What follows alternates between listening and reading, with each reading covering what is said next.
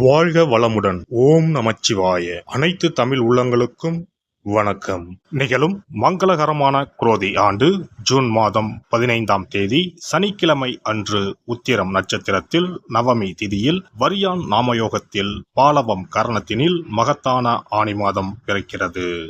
சூரியன் மிதுனம் ராசியில் சஞ்சரிக்கும் மாதம் ஆனி மாதமாகும். உத்தராயணத்தின் கடைசி மாதமாகும். ஆன்மீக சிறப்புகள் கொண்ட மாதம் இதுவாகும்.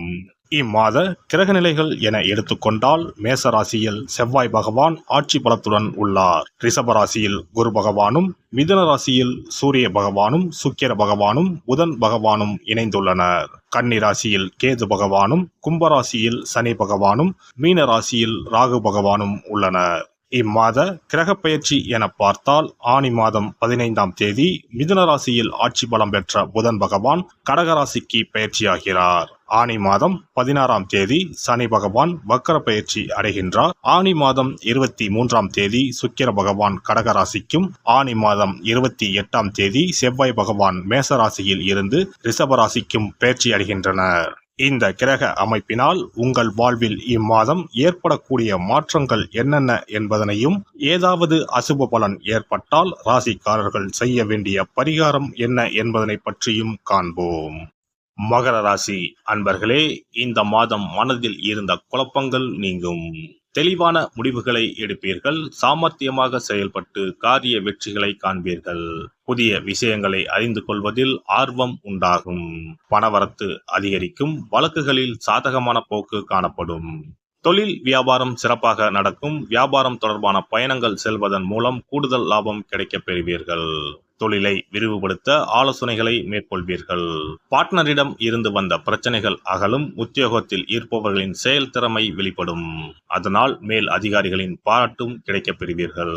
வரவேண்டிய பணம் வந்து சேரும். சக ஊழியர்கள் உங்களுக்கு ஆதரவாக இருப்பார்கள். வெளியூர் பயணங்களும் அதனால் ஆதாயமும் உண்டாகும். குடும்பத்தில் சந்தோஷம் உண்டாகும். குடும்பத்தில் இருப்பவர்களால் அதிகப்படி வருமானம் இருக்கும். கணவன் மனைவிக்கு இடையே சுமூகமான உறவு காணப்படும். பிள்ளைகளின் எதிர்கால நலனுக்காக பாடுபடுவீர்கள். தாய் தந்தையரின் உடல் நிலையில் கவனம் தேவை. உறவினர்கள் நண்பர்கள் மூலம் ஆதாயம் கிடைக்கும். பெண்களுக்கு எந்த விஷயத்திலும் தெளிவான முடிவை எடுக்க சிரமப்படுவீர்கள். புதிய விஷயங்களை அறிந்து கொள்ள ஆர்வம் உண்டாகும். அரசியல்வாதிகளின் பணியாற்றும் திறன் அதிகரிக்கும். கட்சி மேலிடத்தால் உற்சாகப்படுத்தப்படுவீர்கள். கட்சியில் புதிய பொறுப்புகளை பெறுவீர்கள். உடல் ஆரோக்கியம் நன்றாக இருக்கும். அடிக்கடி வெளியூர் பயணம் செல்ல வேண்டி இருக்கும். கட்சி பணிகளை தீவிரமாக ஆற்றி ஆதாயம் பார்ப்பீர்கள். கலைத்துறையினர் எதிர்பார்த்த வாய்ப்புகளை பெறுவீர்கள். உங்கள் பெயரும் புகழும் உயரும். ரசிகர்களோடு கருத்து வேறுபாடுகள் ஏற்பட நிறையவே வாய்ப்புண்டு. ஆனால் அவற்றை வெளிக்காட்டிக் கொள்ளாமல் ரசிகர் மன்றங்களுக்கு பணம் செலவு செய்வீர்கள். மாணவர்களுக்கு கல்வியில் முன்னேற்றம் இருக்கும். அறிவியல் கணித பாடங்களில் கூடுதல் கவனத்துடன் படிப்பது நல்ல மதிப்பெண் பெற உதவும். நட்சத்திர பலன்கள். உத்திராடம் நட்சத்திரம். இந்த மாதம் புதிய நண்பர்கள் கிடைப்பார்கள். சுப நிகழ்ச்சிகள் சம்பந்தமான எல்லா காரியங்களும் வெற்றி பெறும். துன்பங்கள் விலகும். பண தேவை உண்டாகும். அடுத்தவர்களுக்கு உதவி செய்ய போய் அவப்பெயர் உண்டாகலாம். பயணங்கள் மூலம் அலைச்சலை சந்திக்க வேண்டியிருக்கும். திடீர் மனக்குழப்பம் ஏற்படும். திருவோணம் நட்சத்திரம். இந்த மாதம் முக்கிய முடிவு எடுப்பதில் தடுமாற்றம் உண்டாகும். குடும்பத்தில் இருப்பவர்களுடன் அனுசரித்து செல்வது நல்லது. நெருக்கடியான நேரத்தில் உறவினர்கள் மற்றும் நண்பர்கள் உதவி கிடைப்பதில் தாமதம் ஏற்படும். கணவன் மனைவிக்கு இடையே வாக்குவாதங்கள் ஏற்படலாம். பிள்ளைகள் விஷயத்தில் கூடுதல் கவனம் தேவை. அவிட்டம் நட்சத்திரம். இந்த மாதம் நீண்ட நாட்களாக இருந்து வந்த மனக்கசப்பு மறைந்து சந்தோஷம் ஏற்படும். பெற்றோரின் வாழ்வில் மகிழ்ச்சி அதிகரிக்கும். வீட்டில் சுப நிகழ்ச்சிகள் தாமதமானாலும் சிறப்பாக நடக்கும். புதிய வீடு நிலம் வாங்கலாம். பழைய வீட்டை பழுது பார்க்கலாம். பணப்புழக்கம் சரியாக இருக்கும். துர்க்கை அம்மனுக்கு செவ்வாய் வெள்ளிக்கிழமையில் தீபம் ஏற்றி வழிபட எதிர்ப்புகள் விலகும். குடும்பத்தில் அமைதி நிலவும்.